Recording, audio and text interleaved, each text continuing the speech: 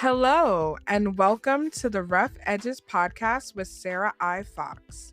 In this podcast, I will guide you through my faith and mental health journey to dispel the stigma surrounding mental illness and to create an empowering resource for those who wish to discover more about these topics. I pray that this podcast will not only bless you, but that it will bring growth and healing to our communities.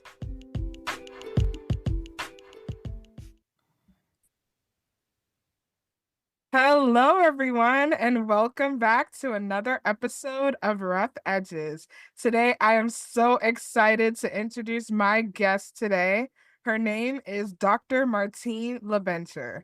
Dr. Martine Laventure is a licensed master social worker, mental health specialist, and autism advocate with over 15 years of experience supporting children, families, and communities. But more than her credentials, she is a mother. Her son, who is autistic, has been her greatest teacher. His journey has shaped not only how she shows up as a parent, but how she supports other families through walking similar paths. For years, she has balanced professional work in schools, community programs, and private practice while raising a neurodivergent child and navigating the highs and lows that come with it. Through her company, Laventure Consulting Services, she works to bridge the gap between families and systems, empowering parents, educators, and professionals to better support neurodivergent children, especially in communities that are often overlooked. Welcome, Dr. Martine. Thank you so much for having me. Yes, thank you so much for being on the podcast. And before we dive into our topic for today, I want to know, what are three things that you're most passionate about and why? I am most passionate about being a mom. That is one of the best things that I've experienced in life. My son is the greatest teacher. He has taught me patience. He has taught me realities beyond what I've known and how to really push myself. Another thing I am most proud and inspired by is the fact that not only am I a school social worker, but I am the school social worker in the community that I once went to school in. So to be in a community where prior teachers and other mental health staff were once there for me as a student, they're now my colleagues and friends that I grew up with.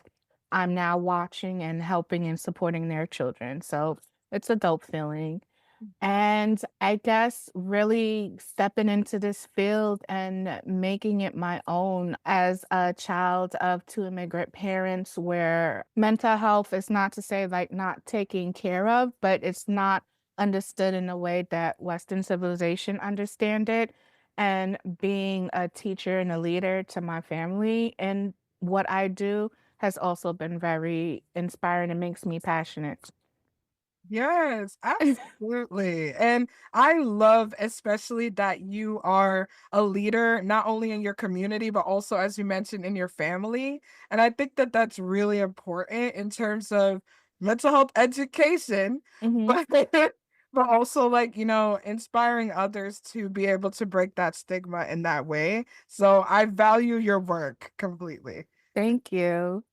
Yes, of course. And so, speaking of your story, I want to learn more about your mental health journey and why you became a licensed, like, master of, of social work. Like, why did you go into that field? So when I was in high school, I gone through a few things that was traumatic. I had just moved from Queens to Long Island. My parents were separated, and there was just like a whole lot more things going on. I was angry. I'm like, I'm no Long Island girl. I'm a Queens girl doing through. Like, why are we even out here? And just having to start over. And I met two wonderful professionals in the school psychologist and the school social worker. And they really helped me get over that hump. And even till this day, they're still helping me get over those humps as my colleagues now. And even with my son, he attends the high school that his father and I once went to, and they're still helping him along the way. So I've always felt like the only way that I could truly thank them for what they've done for me was to do what they did, and I fell in love with the field. I love it here.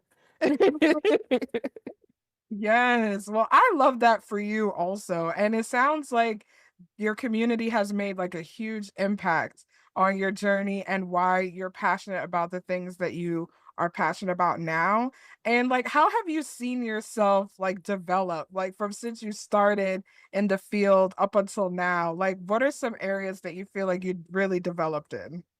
I want to say my ability to understand connections. I've learned that everybody you meet, you're going to meet down the road again in some capacity.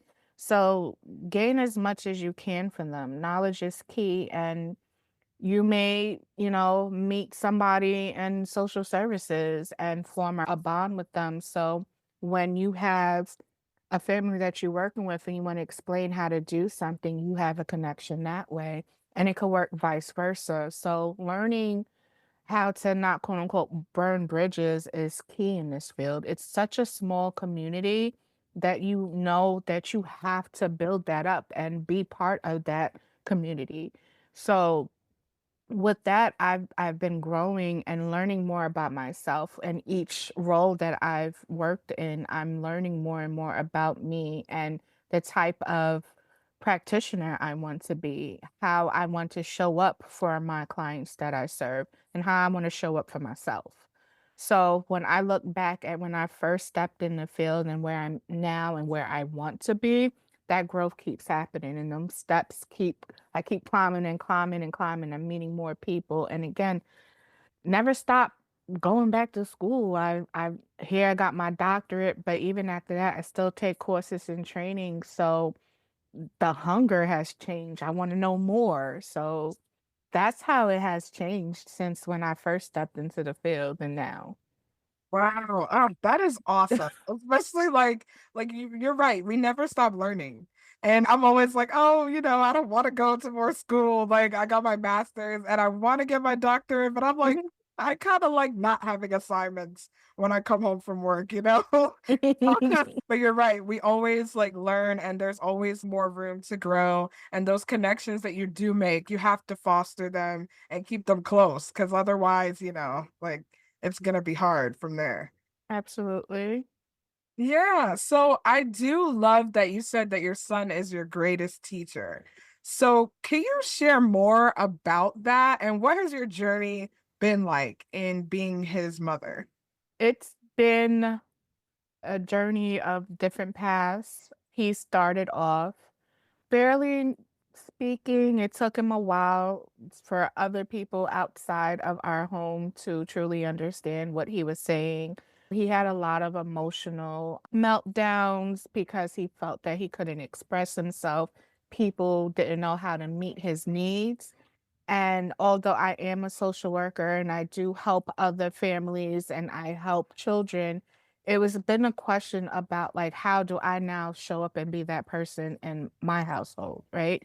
Because when you're talking about social work hat and then you're talking about mommy hat, those are two different things. Mhm. And I always tell people I never take for granted the fact that I do wear that hat. Mm. Because I wear that hat, I'm able to now navigate and advocate a little bit more for my son when it's going through finding the right therapist, the prescriber, if we're going to do medications, not do medications. And even learning from him, like, all right, this works to me. I feel comfortable in this setting. I don't feel comfortable in that setting has been very important. And even patience, learning how to be more patient. He has been a force to understand as far as, all right, I need this to be slowed down. I need this to be explained in ways that you would explain to somebody else, but a little slower, even tone of voice. I've learned how to manage my tone because it matters to him. He may not understand certain social cues, but he understands tones. And also matching my tone with my facial expression has been something that I've learned because of him. And for that reason, it's actually helped me better serve my clients as well, because these are all the things I've learned as being his mom. Yeah, wow. That is like very interesting, especially when you said like the tone and matching the tone with the facial expression, because I could definitely see that carrying over Mhm. into like doing social work and the people that you interact with, because that is everything. Like it literally sets, for lack of a better term, the tone of the Mhm. conversation. And I also love that you said that you've learned a lot from your son. Can you tell me, like, what do you think is like the most valuable lesson that you've learned in parenting your son? To see beyond what's in front of me, because he sees the world differently, and being able to see things through his eyes, it helps me become more preventative in things like I know if we're going to the movies and I'm like really looking at the trailer, I'm looking at the location, I'm managing what time we're going to see, how to speak to the managers. If for those who don't know, that you could actually tell the manager. So there are things that I've learned, but again, he directs that. He shows me, and that's because we provide that education to him. Like, you are autistic. These are some of the symptoms you may be feeling. These are the certain ways that you may be feeling, but he he navigates a lot of this for us. Right.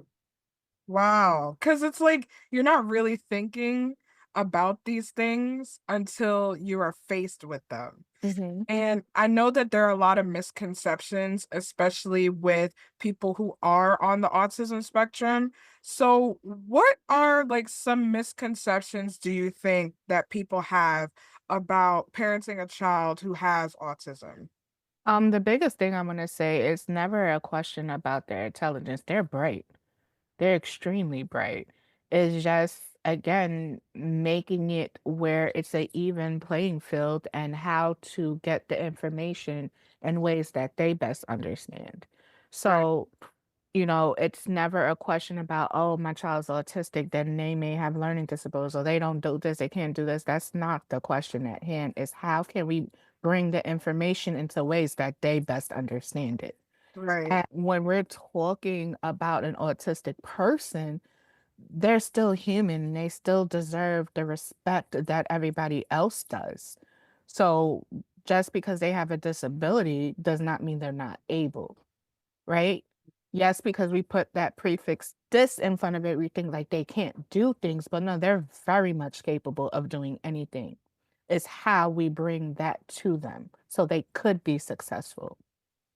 yeah. No, most definitely. And I love what you said about just breaking those barriers in terms of seeing them as human beings, because they are people too. And like you said, they are intelligent and they have different ways of viewing the world or interacting with the world, but they do have the ability to do great things and to utilize their gifts in a different way. And so, if there were 1 or 2, like, stigmas that you would wanna change concerning, like, people who are on the autism spectrum or just, like, children with autism, like, what would you change and why? I guess some of the things like socially, like, oh, we can't play with them because you're autistic. So, like, I gotta stay away from you. No, this is not a disease. You can't catch autism, Right. right? You're born with it, and we learn how to manage life with it. I tell my son all the time, you may be autistic, but autism doesn't have you. That's not your defining characteristic. That's Yeah. just something you have because and I utilize this analogy everywhere I go. You don't go, oh, there goes diabetes walking down the street. Oh, hey, hypertension, how's it going? No, you can't do that. So Right. why would you do that to somebody on the spectrum? Yeah. No, it's so true. Like, we don't do that to other like people with other diseases. Like we don't say, "Oh, you're labeled by your condition." And I love that you said you have this, it doesn't have you. It's not a defining characteristic and you're not defective because of it, you know? This is just something that you have to learn how to manage. Yeah, I mean, the other thing too is that they aren't capable of living successful lives. That's completely false. I know there were some providers who told me that my son wasn't never going to be in a general ed setting in a classroom or he wouldn't make it past this or that. My son is graduating high school this year. We got like 20 something days left. Yeah. And he's going to college in the fall and he's so excited and seeing his excitement is I can't even put into words. I'm so happy and I'm so proud of him. And I can only picture what he's going to be able to do once he steps foot in these halls of his campus. So the world is open to them. I mean, you work with a lot of autistic people right now and you just don't know it. True. True. That's very true. And congratulations to your son, by the way. Thank you, That's thank you. awesome. I'm so happy. And also it's just like you said, they can lead successful lives. And we got to stop looking at conditions as like a debilitating factor because it's not. It's just something that you have to learn how to manage and it is manageable. Like it's not a death sentence. Like you can learn how to manage it and it is doable, you know? It's also, if we think about it for like an atypical person, if surrounded by love, support, and resources, what's to stop them from soaring heights, right? So the Right. person on a spectrum, if they're also surrounded by love and support and resources, their abilities will soar as well. Success comes to whomever that support and resources is given to. Give Yeah. me some resources, give me some opportunity, give me a chance and I could show you what I could do.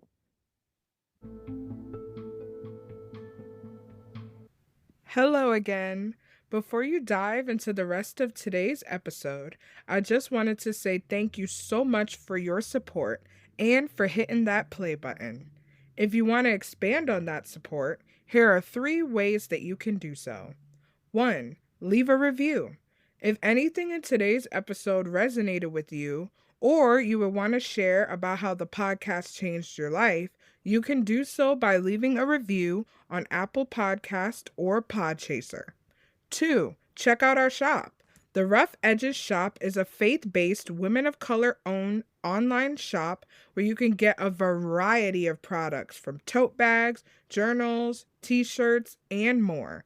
20% of the proceeds go to a mental health organization. So check it out at roughedgespodcast.com/shop. 3. Connect on social media. Rough Edges is on a wide variety of social media platforms, including Instagram, Facebook, YouTube, TikTok, and more. If you want to connect outside of listening to the podcast episodes, you can do so on these platforms. If you have any questions, you can check out the episode description or stay to the end for more information. Now, enjoy your episode. Yes, absolutely. And speaking of support and resources, I know that you created a group called Parenting Beyond Labels. Like, can you explain more about what that group is and what it provides and what inspired you to create it?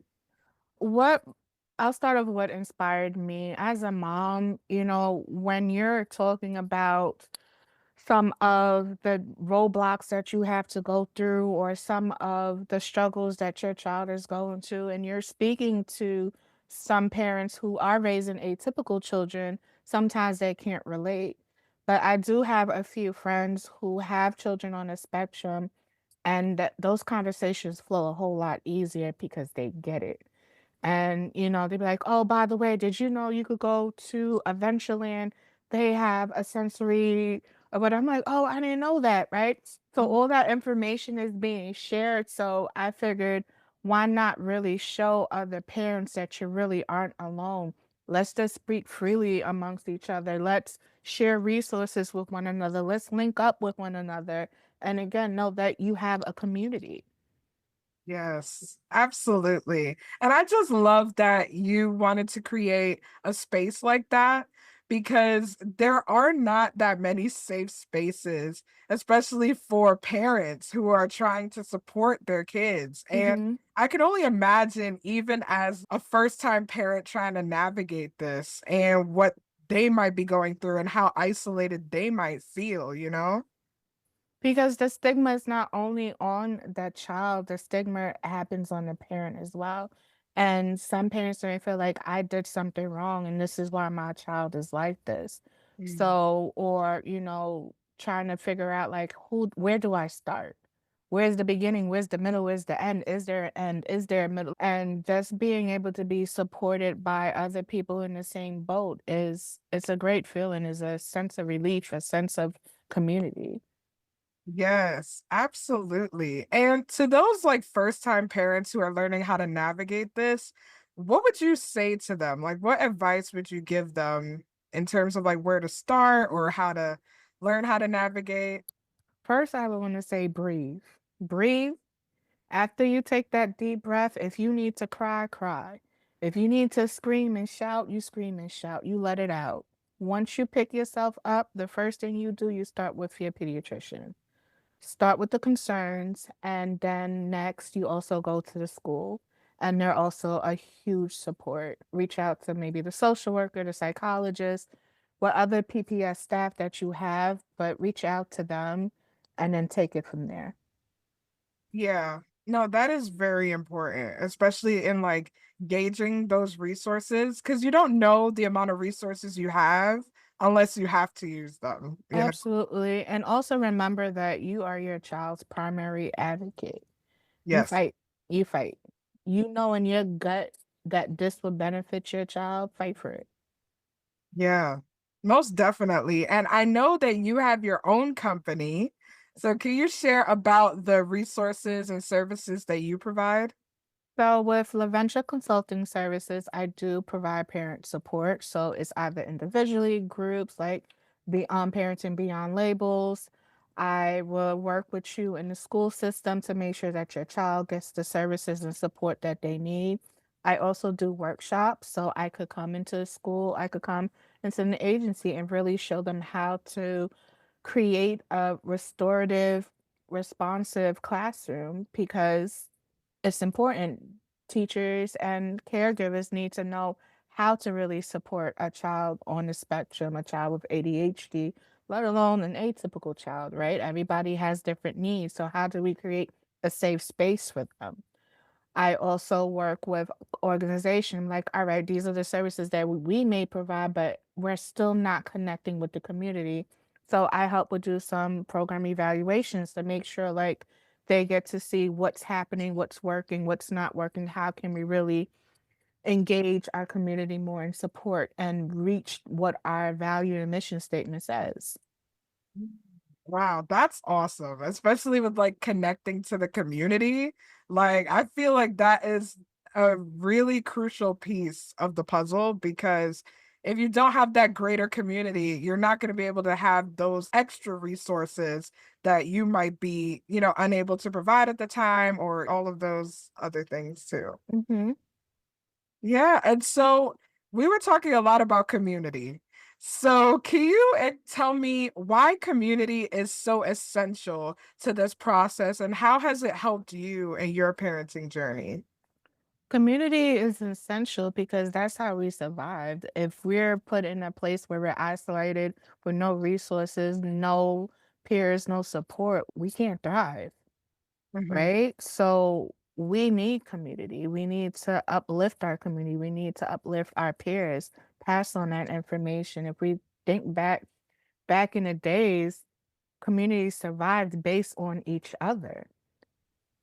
Yeah. Right? You could count on your next door neighbor if your mom was working late at night to make sure you had a hot meal on the plate, or carpooling to make sure you got to your sports games, your events, and things like that. So why not keep creating that community? We talk now about our village. I got my village, my village, my village. But what does that village really incorporate? Who's in that village? How do we create that? I think we're kind of losing that element of community because I'm from New York, and so we're very individualistic. Like, we barely know our neighbors, we barely know like people that we even work with on a daily basis. And so, like, having that community is essential to not only growing like your own like mental health and getting through that journey, but to also step in when you can't step in and do it yourself, you know? Yeah, I'm a New Yorker too. Started out in the boroughs. I was lucky where I lived, my block, everybody knew each other and it was great times. And although, like I said, I was angry at first moving to Long Island, but I moved to a small community. We all know each other. We all went to the same schools. So then it creates another generation of the same community love. It's very important. And also, in terms of your company and the services that you provide, what do you hope the lasting impact will be for parents who are learning how to navigate raising a neurodivergent child? I hope that they feel supported. I hope they feel empowered. I hope that they feel that they found place. They found somebody to hear them, they're seen, and that they weren't wrong from the start. Because it is a gut feeling. You know what's going on with your child, and to be told that it's going to be okay, that there's going to be some ups and downs, but I'm here for you is key. Yes, absolutely. And I am just so appreciative of the work that you do. I feel like it's very valuable and it's very important work that you're doing because I can only imagine being a parent and trying to learn how to navigate this and not feel like you're on your own with everything. So thank you for that. Thank you for highlighting this. This is crucial times that we're in, and to be able to have platforms where voices like mine could be heard, where it could help somebody, this is great. Yes, absolutely. Well, before we go, I have one final question for you. So, if you could share some like words of encouragement for parents who are struggling to raise, whether it's a child on the autism spectrum or a neurodivergent child in general, like what would those words of encouragement be? You have this. I know today looks like it's not working out for you, but understand there's always tomorrow. Tomorrow is a new day, and with a new day, new challenges, but also new opportunities. So, right now, it is not going the way you expected or the way you wanted to. You feel down, you feel defeated, but I promise you there's tomorrow. Absolutely. Well, thank you, Dr. Martine, for joining me and for sharing such valuable information. Thank you again for having me. Yes, of course. And if people wanted to learn more about you and your company, like where can people find you? You could visit my website, which is laventureconsulting.com. You could reach me on my socials. I'm on Instagram, Laventure CSLLC. I'm also on LinkedIn at Dr. Martine Laventure. Shoot me an email. It's also laventurecsllc@gmail.com. Call me 516-690-7334, and I'm here. Absolutely. And I'll have all of those linked in the description below so you can check it out after you listen to the episode. And everyone, stay tuned for more empowering episodes on Rough Edges. Thank you for listening to another episode of the Rough Edges podcast with Sarah I. Fox. If you want more updates on the podcast, you can follow on Instagram at rough.edges.podcast, or you can visit the official podcast website at roughedgespodcast.com. Thanks again for listening and have a wonderful day.